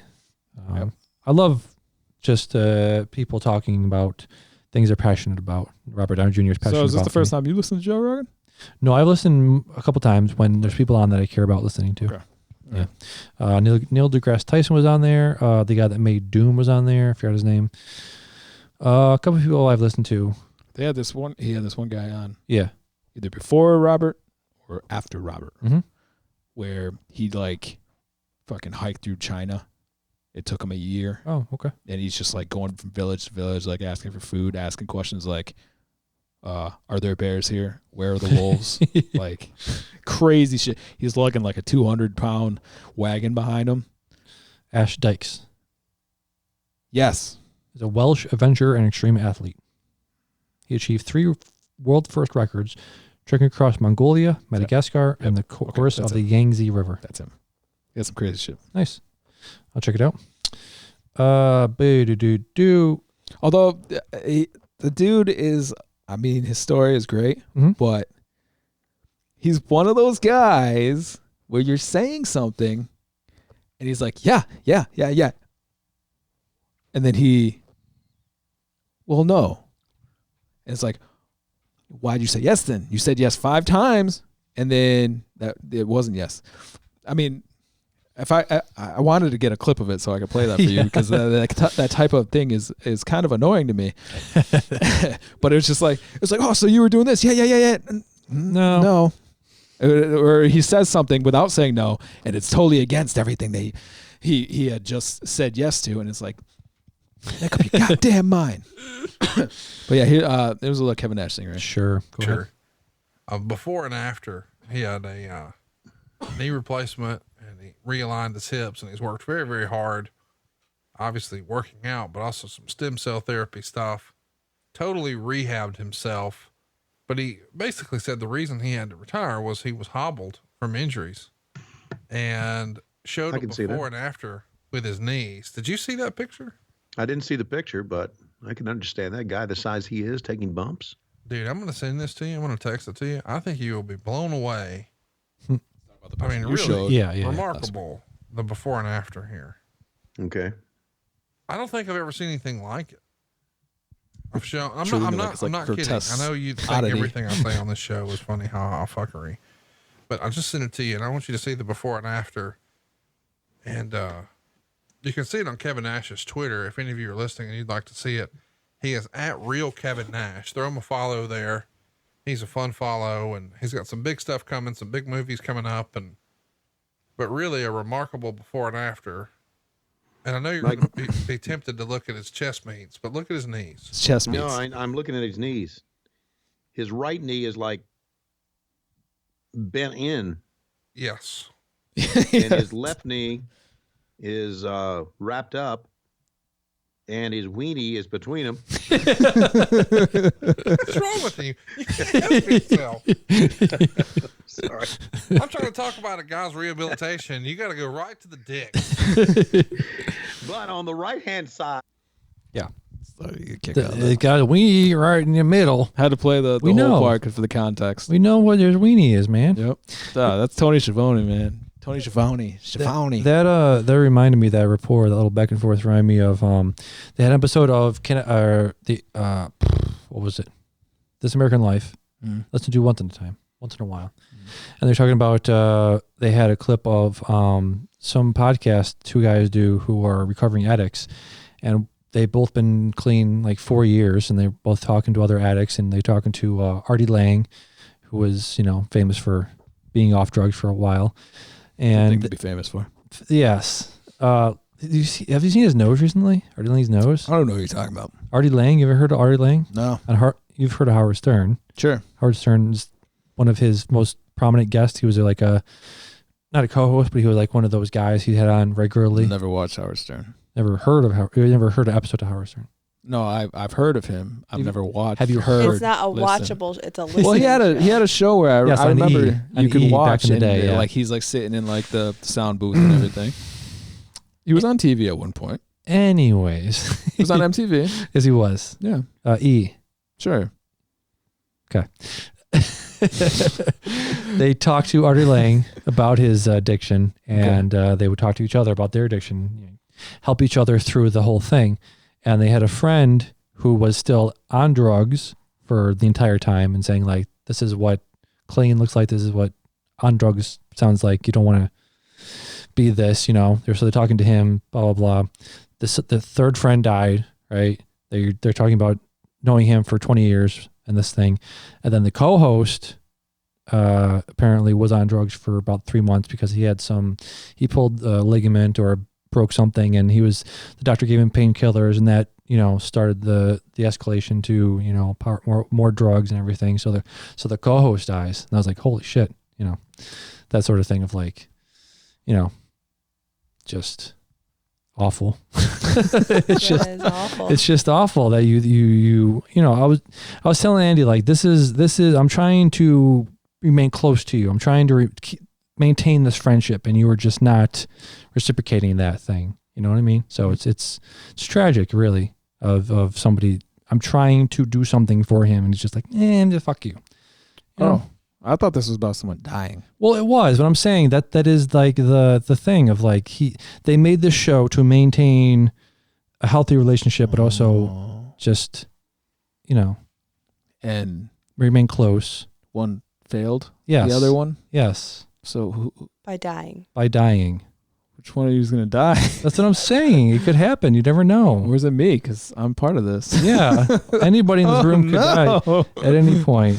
But yeah, just wanted to mention that Cyberpunk delayed to August. Also, Final Fantasy delayed till April. Was it? Yeah, it's Final Fantasy 7? Yeah. Okay. Yeah, I don't know. I was thinking about it and I was like, wait a minute. I have this goal of watching all these movies every day this year, so having that come out now might not have been a good thing to happen. Cyberpunk multiplayer won't arrive till next year. But yes. Cyberpunk delayed 2077. Looks very good. If you don't know, over there, they made Witcher. They made the game Witcher 3. I played for a while. CD Projekt Red, the you've company seen me playing it. I don't ever watch you play video games. You've walked in the room and I've been playing it, so therefore you have seen me playing it. I don't ever look at the TV. Not true. You probably looked. Can't remember a time I have. I can't remember a time you haven't. So I stand in the door of the living room and look at you, and then I go upstairs. Let's see. PCGamer.com says Cyberpunk 2077 developers will be acquired to Crunch following its delay. Crunch is a thing where developers work around the clock, I guess. Yeah. That's what I've heard. That makes sense. Yeah. Crunch was a hot verb? topic. It's a hot topic. Huh? Verb. A verb? Sure. Crunch is on. Crunch is on. Let's see. It was reported by Kotaku's Jason Schreier last year. It was said a goal of Cyberpunk's 2077 development was to be more humane. After it emerged, developers were expected to work long hours and weekends during making of Witcher 3. Part of this was the introduction of obligatory crunch. Cheers. Although the effectiveness of that was questioned at the time. The studio's Glassdoor page, which is like Indeed or like some LinkedIn, it's the professional, you're looking for a job sort of website. They showed that the things haven't improved much. Most of the negatives given by employees on the page include such things as poor work-life balance, poor pay, and incompetent management. One former employee summed it up succinctly as saying too much pressure and no life. Yep. While Cyberpunk was delayed until September, there was hope that this was a sign things had indeed changed. More time to polish would reasonably mean less crunch required. After all, it's a shame that's seemingly not the case, and instead it just means more time for developers to burn themselves out for the sake of a video game. So, do you think it's worth it for developers to burn themselves out for a video game? You say it for the sake of your video game, but it's for the sake of your job. No. You can have a job that you can go in to work for 8 hours, 10 hours, 12 hours. 18 hours, no. No, you worked 18 hours this week, didn't you? Depends. Do you love what you do? No. Fuck that. Don't be my boss and come to me and say, do you love your job? Are you dedicated? Are you loyal? Then that means you will sacrifice your family life for this job. I'm not saying that. You're saying that people have to work mandatory 18 hours. No. Yeah, that's something. But if you want to sit there and like work on a game because that's, your passion. No. I don't want to sit there and do what I do for 18 hours. Doesn't matter. Doesn't matter what you're doing. Sometimes I'm doing stuff on a computer. I lose track of time. Right.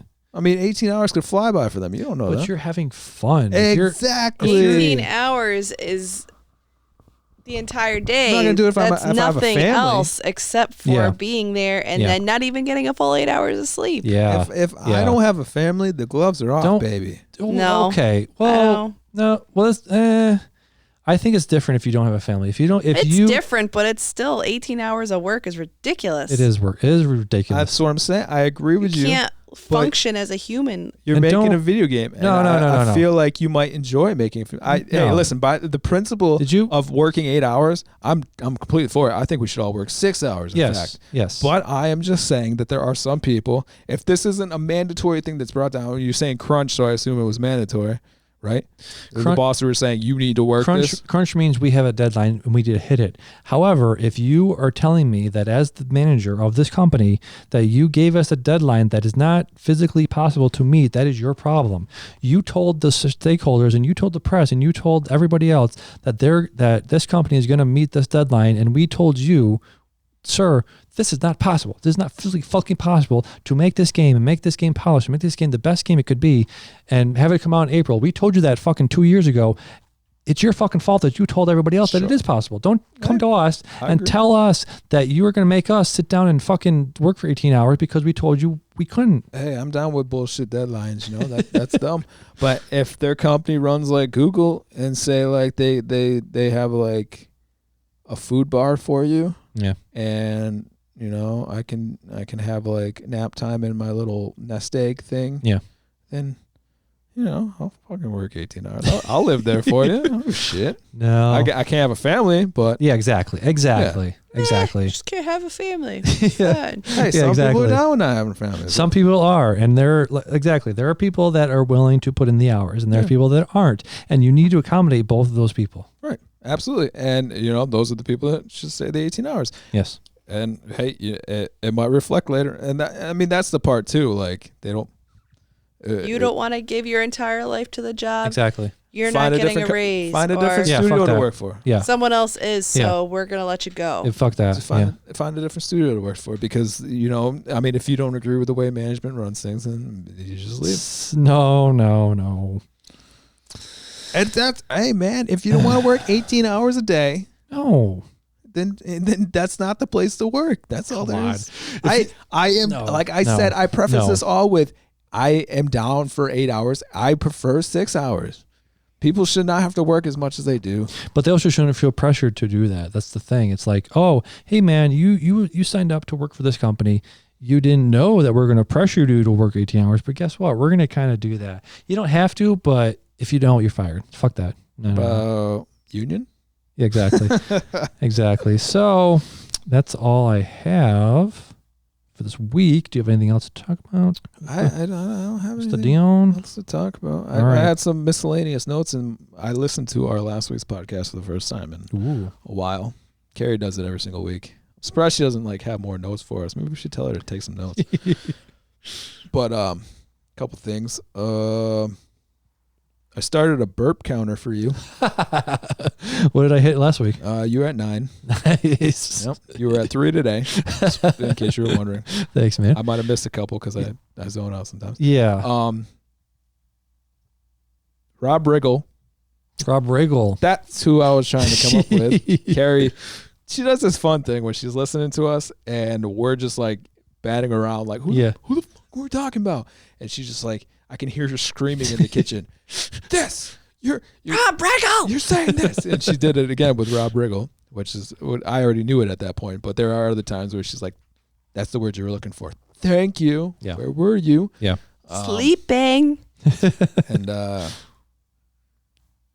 I wanted to make a correction on something I said. I said that Let's Make a Man Out of You from Mulan didn't advance the story.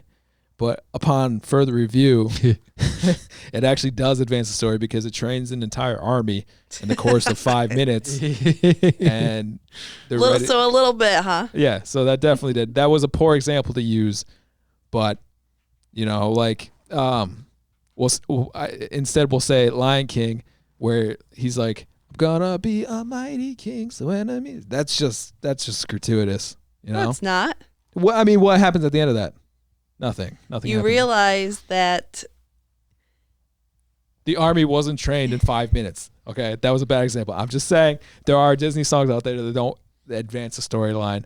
But Let's Make a Man Out of You was the wrong one to use. Okay. I think Mulan is still pure. I think Just Can't Wait to Be King does advance it. I don't think so. There's nothing. It shows like, I can't wait to be king, and he doesn't even realize that means that you're king when your father dies, and then his father dies, and it's like, oh shoot, I could wait to be king. I don't want to be the king. His father didn't die during that song. Later on, so what advances that? It didn't advance it. It was just him saying like, I can't wait to be king, which was something his thought before the song, and it's still his thought at the end of the song. But in Mulan, I'm done. She started as a trainee and ended as a full-fledged veteran of war combat, and then took down the chief of the Huns, the war general. Thank you. I rest my case. And sleeping. For Can I Say Something? How pissed would he be if we signed off and he wasn't in the room for it? We'd actually get the ending right. Yeah. Oh yeah, because this is actually Can I Say Something last call cast. I told him to make a drop for it, but I think he just put the song on the button. For last call cast, this has been Dion and Carrie. You don't have to go home, but we ain't staying here. Good night. She got it on the first try, folks. All right. If I knew how to turn this thing off, I would. Oh my God, you're so smart. It took you like what, one shot? One shot. Damian, she got the sign off in one shot. Did she? Yeah. How's that make you feel, buddy? Let me hear it. Go ahead. You want to drop it again? Again? Yeah. More time. So for last call cast, it's been Dion, Damian, and Carrie. You don't have to go home, but we ain't staying here. Good night.